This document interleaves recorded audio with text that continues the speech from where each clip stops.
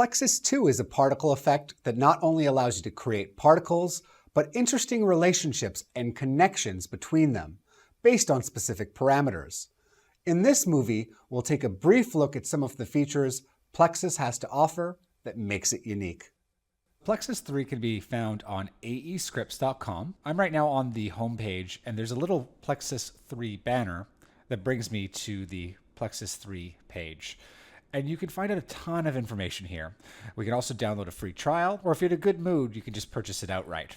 You can see some video content down here at the bottom, and some of these demonstrate the new features of Plexus 3 that was released in mid-2016. We can also get up and running with other videos that just give you a general overview of what Plexus does.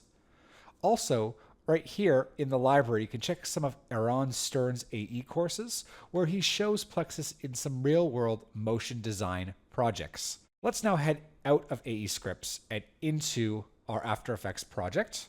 I have my 0205 composition opened here in the timeline, and there's a few layers that make up this existing composition. I've got a music file, a background that's currently obscured by our Plexus solid. This is where we're going to place the Plexus effect. We've got some text that's been turned off and an After Effects camera. Let's do a search in our effects and presets for Plexus, and let's drag and drop this onto the Plexus solid layer. So once we do, we get two things when we add the new Plexus 3. We get a Plexus object panel. Think about this where we can add things to our Plexus effect. We've also got a layer stacking panel, and think about this where we can isolate parts of our Plexus and work on only those elements. So right now we've got these points, and these points are currently being rendered, but we can't see anything.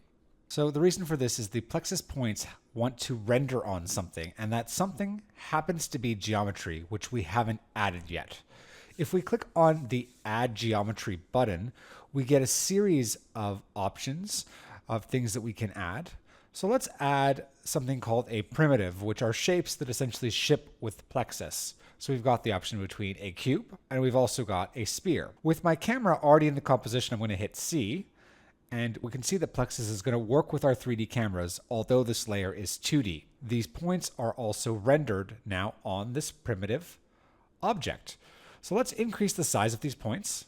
Really cool. Now, besides these primitives, we've also got other options. So let me delete this. Under Add Geometry and Layers, we can have this respond to lights and paths.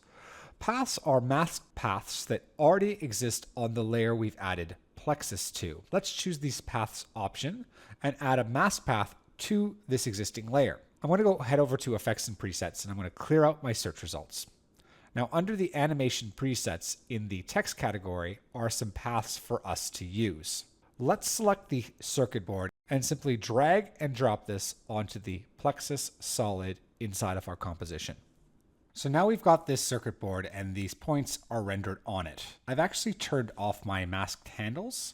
So under the view options, I'm going to turn them back on so that we can see the mask temporarily. I want to size up this masked path. So I'm going to double click on these points and hold down the Shift and Command key to scale up the circuit board and make sure it scales up uniformly. That's awesome. Now that that's finished, let me go back to my view options to turn off those handles once again so that we can start to focus on Plexus. So if I select the camera by pressing the C key and start to move around the paperclip, we get a better view of how all these points are coming together across this math path. Now, to increase the size of these points, keep in mind we can go to the point renderer. And in fact, what I'm actually going to do is go to the Plexus object panel. And here, I'll select the Plexus point renderer to isolate it. And now we can just increase the point section. This is just a great way to work. So this is one of a few things that we can render on this path. Now, what else is there? What we can do is go to the Add Renderer section, where we can see some of the other options available. Now, new to Plexus 3 in these options is the ability to add beams. But one of my favorites here, you can see, is triangulation. So let me add some triangulation to the scene. Now, what you can see here, as I move through this scene with my camera a little bit closer, I'm just using the C key to move around it. we can see that the points that are in close proximity to each other are the ones that are making the triangular patterns. And the ones that are further away, there are no triangular patterns. We can have better control of this. Let's actually go back to the Plexus object panel, but this time choose the Plexus triangulation in the layer section.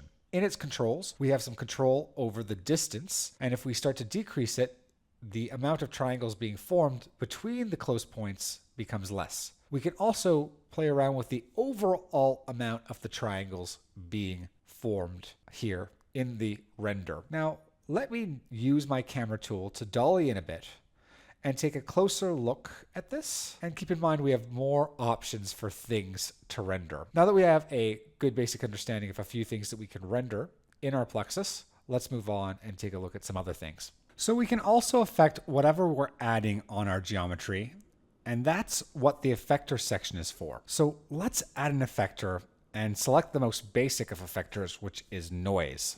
In our object panel, we'll select that noise to isolate it, and I'm going to begin to play with the amplitude parameter.